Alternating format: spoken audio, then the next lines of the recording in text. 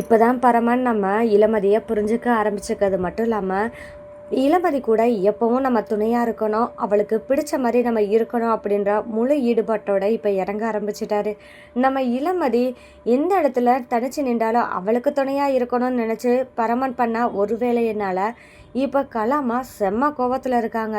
தன்னோட அரசியல் வாழ்க்கை எப்படியாவது தன்னோட பையன் மூலமாக நிறைவேற்றிக்கலாம், நம்ம படிப்படியாக முன்னேறதை விட அமைச்சர் மூலமாக நம்ம ஒரு அரசியல் சாம்ராஜ்யத்தை கட்டியாள முடியும் அப்படின்ற ஒரு நம்பிக்கையில் தான் இருந்தாங்க. ஆனால் அந்த நம்பிக்கையில் மண்ணவாரி அள்ளி போட்டுட்டாங்க நம்ம பரமன். ஆனால் இதில் செஞ்சதில் பரமன் மேலே எந்த தப்பும் கிடையாது. முழுக்க முழுக்க கேடித்தனம், திருட்டுத்தனம், களவனைத்தனம் பண்ணதெல்லாம் இந்த சித்தார்த்த தான் அப்படின்னு நினச்சிக்கிட்டு நம்ம பரமன் இது வரைக்கும் பயணிச்சுக்கிட்டு இருக்காரு. ஆனால் எப்போ நம்ம இளமதியை கொள்றதுக்கு கலாமாவோட உதவியே இருந்திருக்கு, கலாமா தான் எல்லாம் செஞ்சாங்க அப்படின்ற உண்மையை நம்ம பரமன் எப்போ தெரிஞ்சுக்க போகிறாங்க. அது மட்டும் இல்லாமல் கலாமா தன்னை அடியாள் மாதிரி தான் யூஸ் பண்ணுறாங்க அப்படின்றத என்றைக்கு தான் புரிஞ்சுக்க போகிறாங்க. அதுக்கு முன்னாடி இதெல்லாம் தெரிஞ்சுக்கிறணும்னா உண்மையான தன்னோட அம்மாவான விஜயை பற்றின உண்மையை நம்ம பரமன் தெரிஞ்சுக்க வேண்டிய ஒரு சுச்சுவேஷனுக்கு வரப்போகிறாங்க. இது எப்படி நடக்க போகுது அப்படின்றதாங்க ப்ரெடிக்ஷனாக பார்க்க போகிறோம். வாங்க பார்க்கலாம். நம்ம பரமன் இளமதியோட சந்தோஷமாக வாழணும், அவளுக்கு பிடிச்ச மாதிரி இருக்கணும் அப்படின்னு நினச்சி பரமனுக்கு ஒரு ஐடியாவும் கிடச்சிருக்கு. அது என்னென்னு பார்த்தா இங்கே சித்தார்த்து மற்றும் நளினியை கோயிலுக்கு சாமி கும்பிட போகலாம் அப்படின்னு கூட்டிகிட்டு போகிற இடத்துல தான் கோயிலில் இருக்கிற ஐயரோ சுமங்கலி பூஜை நடத்துறதுக்கு 7 ஜோடிகள் வேணும்னு கேட்டுக்கிட்டு இருந்ததை நம்ம பரமனும் கேட்டுருந்தாங்க. நம்ம பரமனும் என்ன பண்ணிட்டாருன்னா, இந்த ஐடியாவை நம்மளுக்கு ஏற்ற மாதிரி ஏன் யூஸ் பண்ணக்கூடாது, நம்மளும் இளமதியோ இந்த பூஜையில் நம்ம ஏன் கலந்துக்கக்கூடாது அப்படின்னு நினச்சி நம்ம பரமன் ஐயர்கிட்ட பேசவும் செய்கிறாரு. ஏன்னா ஐயர்கிட்ட பேசுகிறானா, ஐயரே ஏதோ சுமங்கலி பூஜை நடக்கிறதுக்கு 7 தம்பதிகள் வேணும்னு சொல்லிட்டு இருந்ததை நான் கேட்டேன், என்ன ஐயரே என்ன நடக்குது அப்படின்னு கேட்கும்போது, அது ஒன்றும் இல்லை பரமா, இப்போ ஒருத்தர் சுமங்கலி பூஜை நடத்தணும் அப்படின்னு சொல்லி கேட்டிருக்காங்க, இதில் 7 ஜோடி வேணும், அதுவும் தன்னோட குடும்பத்தை சேர்ந்தவங்களா இருக்கக்கூடாதுன்னு சொல்லிட்டு அந்த சுமங்கலி பூஜையை ஏற்பாடு பண்ணியிருக்காங்க. அதை தான் பரமா 7 தம்பதிகளை ரெடி பண்ணுங்க அப்படின்னு சொல்லிட்டு இவங்க கிட்ட நான் சொல்லிக்கிட்டு இருக்கேன் அப்படின்னு சொல்லிட்டு அந்த ஐயர் சொல்லும்போது, ஓ அப்படியே ஐயரே, அப்போ நான் ஒன்று சொல்கிறேன் கேட்குறீங்களா, இங்கே 7 தம்பதிகள் வேணும்னு நீங்கள் சொல்கிறீங்க, எனக்கும் என்ன பண்ணணும்னா நானும் இளமதியோ இந்த பூஜையில் கலந்துக்கலாம் அப்படின்னு சொல்லிட்டு ஆசைப்பட்றேன்.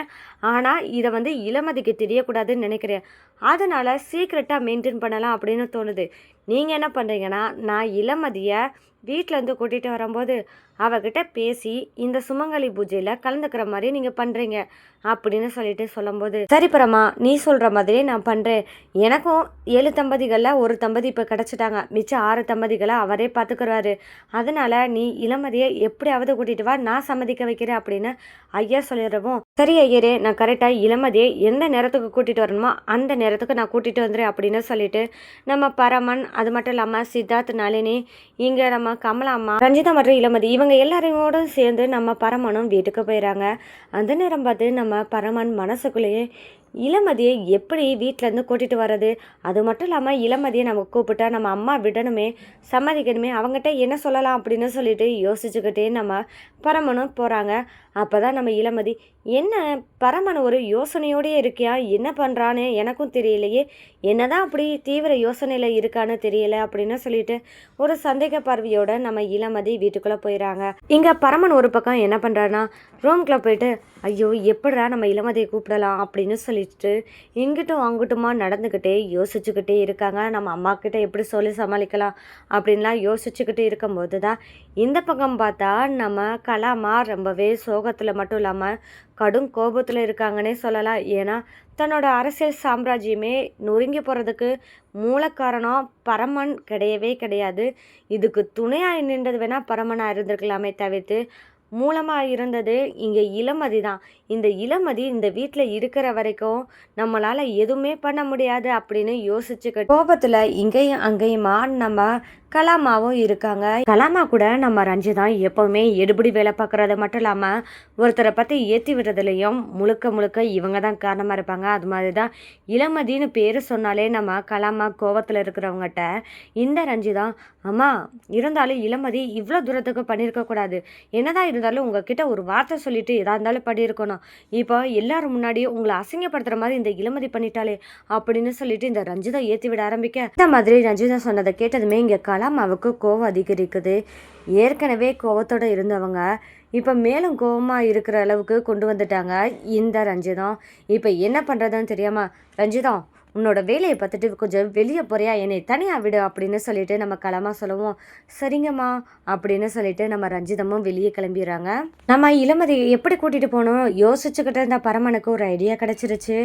வா கோயிலுக்கு போகலாம் அப்படின்னு சொல்லிட்டு நம்ம இளமதி கூப்பிட்டா கண்டிப்பாக வரதான் செய்வா. அதே இடத்துல நம்ம அம்மா கிட்டேயும் இளமதி கோயிலுக்கு கூப்பிட்றாமா, எனக்கு வேற வழியே இல்லை, அவளை அனுப்பிதான் ஆகணும். ஏன்னா இப்போ தான் அவளை கொலை பண்ணுற அளவுக்கு ஒரு கேங்கே அவளை இது பண்ணியிருக்கு. இந்த மாதிரி இடத்துல அவளை எப்படிமா தனியாக அனுப்ப முடியும் அப்படின்னு சொல்லிட்டு நம்ம கூட்டிகிட்டு போகலாம் அப்படின்னு நினச்சிட்டு நம்ம பரமனும் இளமதியை கூட்டிகிட்டு கோயிலுக்கு போகிறாங்க. அந்த மாதிரி இடத்துல பரமன் பிளான் பண்ண மாதிரி ஐயர் பார்த்துட்டு, அம்மா இங்கே கோயிலில் ஒரு சுமங்கலி பூஜை நடக்குது, இதில் 7 தம்பதிகள் கலந்துக்கிறணும், அதில் ஒரு தம்பதி மட்டும் குறையிறாங்க, நீங்கள் வந்து கலந்துக்கிறீங்களா அப்படின்னு கேட்டதுமே நம்ம இளமதி யோசிக்கிறது மட்டும் இல்லாமல், அப்போ நம்ம இளமதி சம்மதிக்கணும்னா நம்ம ஏதாவது சொல்லணுமே அப்படின்னு நம்ம பரமன் யோசிச்சு, என்னங்க ஐயரே எங்களை போய் உட்கார சொல்கிறீங்க, எங்களாலாம் முடியாது, நாங்கள் புருஷன் பொண்டாட்டியே கிடையாது அப்படின்ற மாதிரி சொல்ல, அப்போ தான் நம்ம இளமதிக்கு கோவம் வருது. இங்கே பாருங்க ஐயரே, நீங்கள் நினைக்கிற மாதிரி தான் கரெக்டு தான், நானும் பரமனும் புருஷன் பொண்டாட்டி தான், அதனால் இந்த பூஜையில் நாங்கள் கலந்துக்கிறோம் அப்படின்னு சொல்லிட்டு இளமதி வாயாலே நம்ம பரமனும் சொல்ல வச்சுட்டாங்க.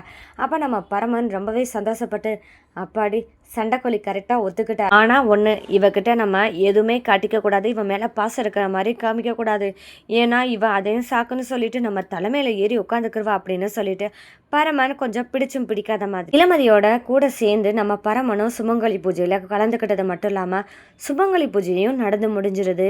இந்த மாதிரி நேரத்தில் தான் நம்ம ஐயர் யாரை அறிமுகப்படுத்துகிறான்னா, இந்த சுமங்கலி பூஜை நடத்துறதுக்கு முழு காரணமாக இருந்தது யாருன்னா, இங்கே ரிஷியோட அம்மாவான விஜி தான் இருந்தாங்க அப்படின்ற உண்மையை அங்கே ஐயர் சொல்லவுமே நம்ம பரமனுக்கும் இளமதிக்கும் அதிர்ச்சி மட்டும் இல்லாமல் ரொம்பவே சந்தோஷமான முறையில் இங்கே விஜய் அம்மா தான் எல்லாமே ஏற்பாடு பண்ணியிருக்காங்கன்னா இது தெரியாமல் போச்சே அப்படின்னு சொல்லிட்டு ரொம்பவே சந்தோஷப்படும் போது தான் அங்கே சுமங்கலி பூஜையில் கலந்துக்கிட்ட இளமதி மற்றும் பரமனை பார்த்ததுமே நம்ம விஜய்க்கு ரொம்பவே சந்தோஷம்.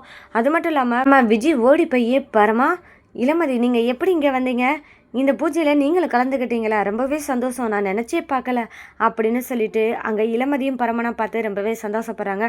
அப்போ நம்ம இளமதியும், அம்மா இங்கே என்னன்னே தெரியல, பரமன் கோயிலுக்கு போகலாம் அப்படின்னு சொல்லி கூப்பிட்டு வந்தான், இங்கே வந்து பார்த்தா சுமங்கலி பூஜை நடக்குதுன்னு சொல்லிட்டு எங்களை உட்கார சொல்லவும் நாங்கள் வந்து கலந்துக்கிட்டோம் அப்படின்னு சொல்லும்போது, அப்படியா இளமதி ரொம்பவே சந்தோஷம், ஆமாம்மா இந்த சுமங்கலி பூஜை நீங்கள் எதுக்கு ஏற்பாடு பண்ணீங்க அப்படின்னு நம்ம இளமதி கேட்கும்போது, உனக்கு தெரியாதா இளமதி, என்னோட பையனை சின்ன வயசுலேயே இதே கோயிலில் தான் தொலைச்சேன், அவன் திரும்ப கிடைக்கணும் அப்படின்றதுக்காக ஒவ்வொரு பரிகாரமாக எனக்கு மனசுக்கு தோணும் போதெல்லாம் இதெல்லாம் செஞ்சுக்கிட்டு இருக்கேன்.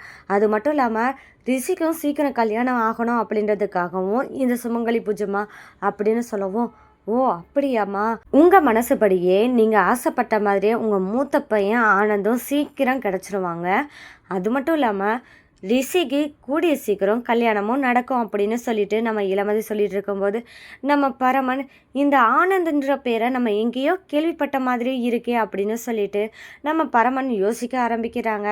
இந்த நேரம் பார்த்து தான் பேசிக்கிட்டே வந்தவங்க கோயிலுக்குள்ளேயே இருக்கிற ஒரு ஆலமரத்துக்கு கீழே ஒரு சாமியாரும் இருக்காங்க. இந்த சாமியார் என்ன பண்ணுறாரு அப்படின்னு பார்த்தா, அந்த இடத்துல கரெக்டாக நம்ம பரமன் யோசிக்கும்போது, என்ன யோசிக்கிறியா, நல்லா யோசி, உன்னோட பிறப்பு ரகசியம் இன்னும் உனக்கு தெரிய வராமல் இல்லை, நீ எதை இத்தனை வருஷமாக மறந்து இருக்கியோ அதை ஞாபகப்படுத்த உன் கூடவே ஒரு பொண்ணு இருக்கா, அவளை மட்டும் நீ என்னைக்கும் நம்பாமல் இருந்துடாத, அவள் என்னைக்கும் உனக்கு துணையாக இருப்பா அப்படின்னு சொல்லிட்டு அருள்வாக்கு மாதிரி அவர் சொல்கிறாரு. இந்த மாதிரி இடத்துலையும் இன்னொன்று பார்த்தா இங்கே நம்ம விஜயும் அந்த சாமியாரை பார்த்ததுமே கையெடுத்து கும்பிட்டு, எனக்கு ஒரு நல்ல அருள்வாக்கு சொல்லுங்க அப்படின்னு சொல்லிட்டு கையெடுத்து கும்பிட்டு இருக்கிறாங்க நம்ம விஜய். அந்த நேரம் பார்த்து தான் அந்த சாமியார் என்ன சொல்கிறேன்னா, என்னம்மா தொலைச்சிட்டேன் அப்படின்னு சொல்லிட்டு எங்கெல்லாம் நீ தேடிக்கிட்டே இருக்க, ஆனால் நீ தேடின ஒன்று உன் பக்கத்திலே இருந்தும் நீ உனக்கு தெரியலையா அப்படின்னு சொல்லிட்டு அந்த சாமியாரும் கேட்குறாரு. இதை கேட்டதுமே என்ன சொல்கிறாரு, என் பக்கத்துலேயே இருக்கா, நான் தொலைச்ச என் பையன் என் பக்கத்துலேயே இருக்கானா, எங்கள் சாமி இருக்கான் அப்படின்னு சொல்லிட்டு நம்ம விஜயும் கேட்கும்போது தான் எல்லாத்துக்கும் கால நேரம் வரும், உனக்கு தெரிய வேண்டிய இடத்துல கண்டிப்பாக தெரிய வரும், கூடிய சீக்கிரம் உன்னோட பையன் உன்னை தேடி வருவான் அப்படின்ற ஒரு அருள்வாக்கு சொல்லவுமே நம்ம விஜயும் ரொம்பவே சந்தோஷப்படுறாங்க. விஜி ரொம்பவே சந்தோஷத்துல இங்க இளமதிய கட்டி அணைச்சு, "இளமதி என்ன சொல்றாங்கன்னு பார்த்தியா? என்னோட பையன் திரும்பி வரப்போறானா? நீ சொன்ன மாதிரி என்னோட பையன் சீக்கிரமே வரப்போறான்னு சொன்னியே, அது இங்க பாரு சாமியார் மூலமா நிறைவேறப் போகுது" அப்படின்னு சொல்றாரு. "இது கண்டிப்பா நடக்க போகுது தான், எனக்கு நம்பிக்கை வந்துருச்சு" அப்படின்னு சொல்லிட்டு விஜியும் ரொம்பவே சந்தோஷப்பட்டுட்டு இருக்கும்போது தான் நம்ம இளமதிக்கு ஒரு டவுட் வருது. சாமியார் என்ன சொன்னாரு? உன் பக்கத்திலேயே இருக்கு தொலைச்சது. நீ ஏன் எங்கெங்கேயோ தேடுன்னு சொன்னாரே! அப்ப என்ன இருக்கு? பரமன் தான் விஜயம்மாவோட பையனா இருக்குமோ! அப்படின்னு சொல்லிட்டு நம்ம இளமதிக்கு டவுட் வரப்போது. இதனால நம்ம இளமதியும் பரமன் கிட்ட என்ன கேட்கலாம்?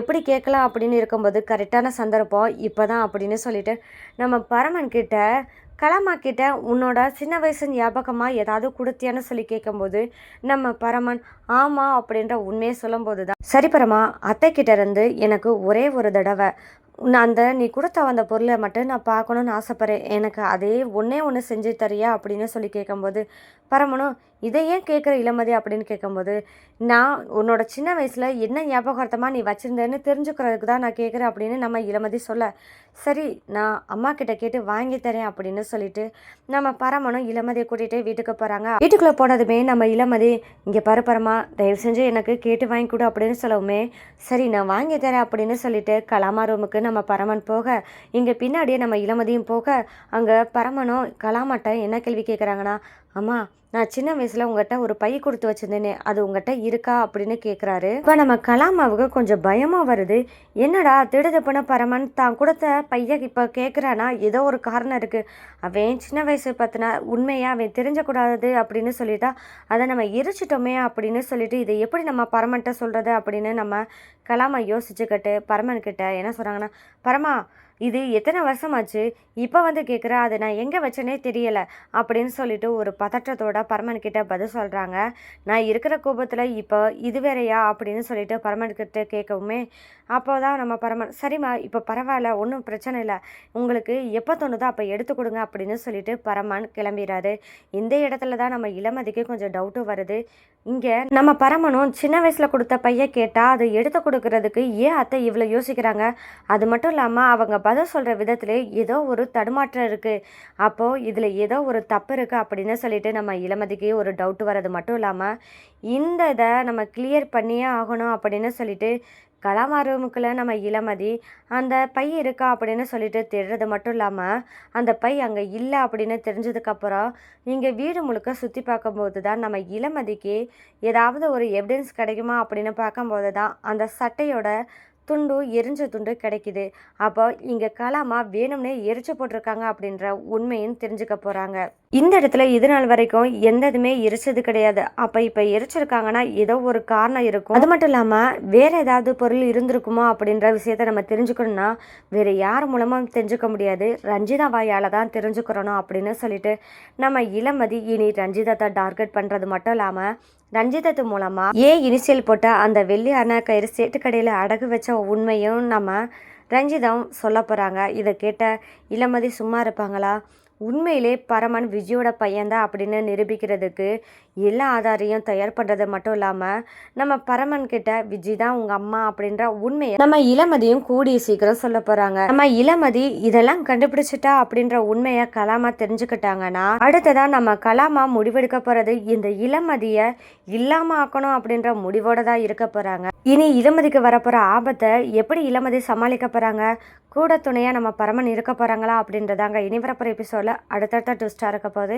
இந்த மாதிரியான சுவாரஸ்யங்களை நீங்கள் தெரிஞ்சுக்கணும் மறக்காமல் நம்ம சேனலை சப்போர்ட் பண்ணி ஆதரவு தெரிவிங்க.